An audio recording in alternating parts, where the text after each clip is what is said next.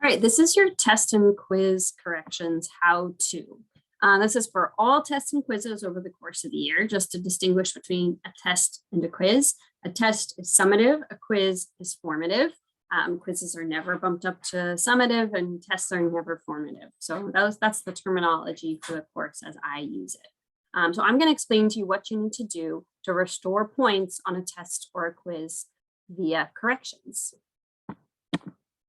All right, so what's the logic of having you do corrections rather than having you retake the quiz or take a new quiz or test? The idea is that if you demonstrated that there was a content misunderstanding, then me giving you a new assessment would not fix that misunderstanding because it wouldn't force you necessarily to go back and revisit the content and figure out where you were misled or what you didn't understand. So now I prefer, of course, that the first time around you did adequate studying, came in for extra support, and really felt like you were confident about the content in order to do well the first time around. But if you don't do well the first time around, that's okay. It just means we got to go back and relearn the content or skills that didn't quite solidify the first time around. I want to be clear that while the corrections can be a bit of a task to undertake, this is not busy work. I'm not having you just jump through hoops in order to restore the points. I really am forcing you to go back and look at the content to understand the questions. And if that's not what's happening, then you probably haven't approached these correctly. And I would really encourage you to come in for extra support to make sure that you are understanding how to complete your corrections. I want to see mastery, and I do read these very closely. This is not something I check off. So it is possible to do a bunch of corrections and not get points for them if you didn't put in the real time and effort to make these as high quality as they need to be. All right, so the first thing you need to do to create corrections is to create a chart. So you should have 4 different columns. One is for the question, one is for the vocabulary, one's for an explanation of the correct answer, and then one is for an explanation of an incorrect answer. All right, so why am I having you do the content, vocabulary, and terms? Because I know definitions can feel sort of silly and like they don't really require much effort.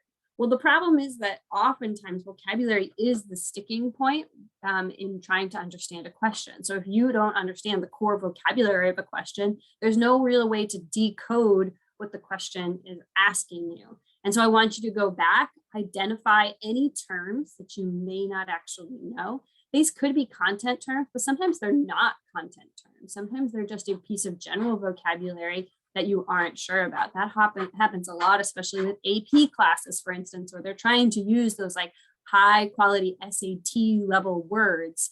And those might trip you up just as much, if not more, than the actual content questions on the test or quiz.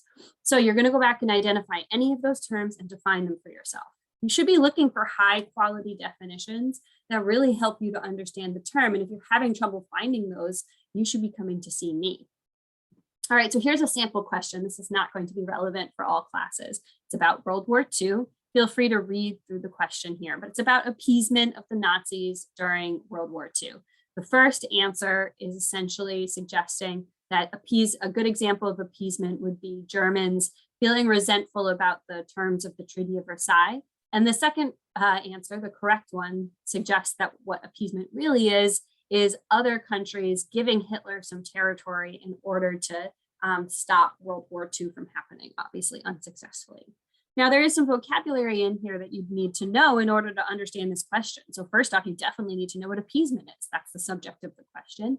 And then you need to know what the Treaty of Versailles is, because if you don't, then you might not know whether or not that treaty is in fact a good example of appeasement. So those are the 2 terms we're going to define. All right, so we go back to our chart here. You can see there's question 1 over here. And then we have our definition in that first and that second column. So one thing you should note is that when I first looked up appeasement, the first definition I got was the process of appeasing. Now, if I don't know what appeasement is, I probably don't know what the process of appeasing is either. And so that would be a poor definition, which means I need to go beyond the first definition that pops up on Google. I might need to look in a text. I might need to go to my teacher, or I might need to look in my notes to try to find a better definition. So in this case, I found a secondary definition that I thought was much better. It's the foreign policy of pacifying a country through negotiation in order to prevent war. Now, if I don't know what pacifying is, then I need to look that up and so forth. You shouldn't be putting definitions down that you don't actually understand. The Treaty of Versailles, this was the treaty that was negotiated to end World War I, and I added in that it included unfavorable treatment of Germany because that feels necessary to understand in order to understand the question. So those are just some basic definitions here. Pretty straightforward stuff.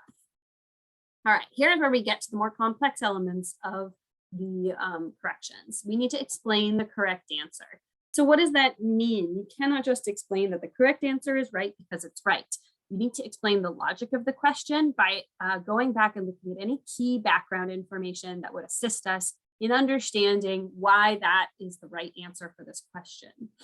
You should reference course material. This could be notes, it could be a text we used, a video we watched, something to that effect. But you need to include additional information. I should not be seeing things like Wikipedia articles and so forth. What I'm not asking you to do is go do additional research. I'm asking you to go back to the text and the content that we used in this course.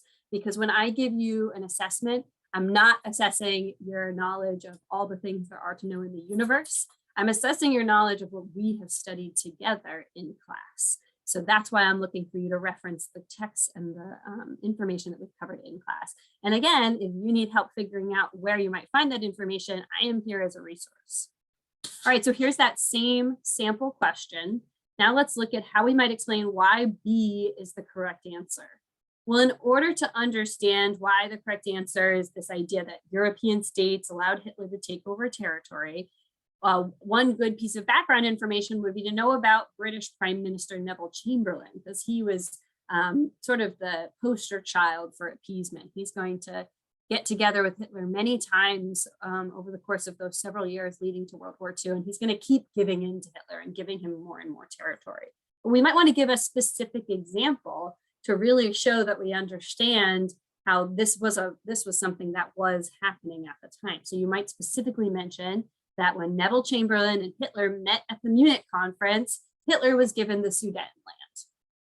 That would be something specific you could mention. That would be background information that proves that B is related to appeasement. Okay, so let's look at my explanation of the correct answer.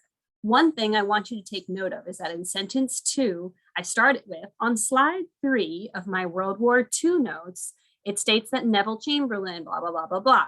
Now, this is a clear reference to course material, which is what you need to be doing in the explanation of your correct answer. So for instance, if this was a question about Federalist 10, my AP students are going to know what this is.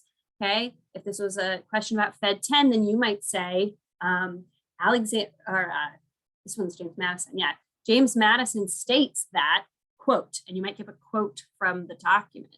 You might go back to the textbook for the class if you're in AP, or you might go to one of the videos that you watch in order to get background information, and you would quote that. All right, so quoting notes, text, etc. There needs to be some specific reference to where you got the information that helped you to understand this question.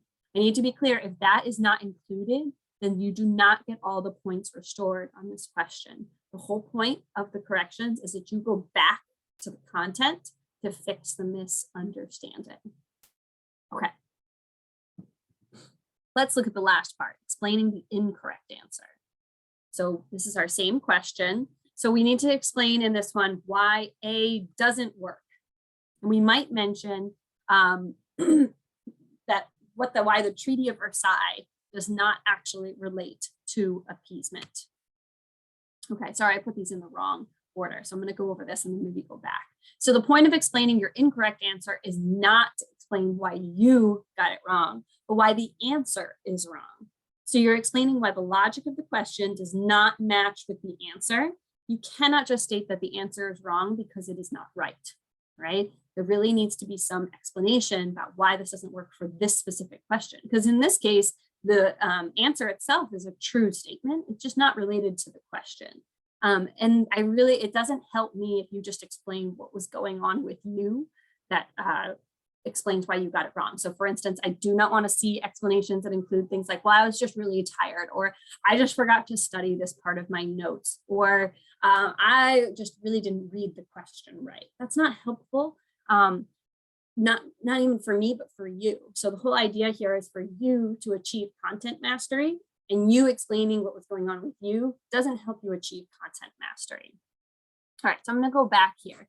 So when we try to explain why A isn't right, we need to explain why the Treaty of Versailles doesn't actually relate to the question that's being asked here, because the question is about appeasement.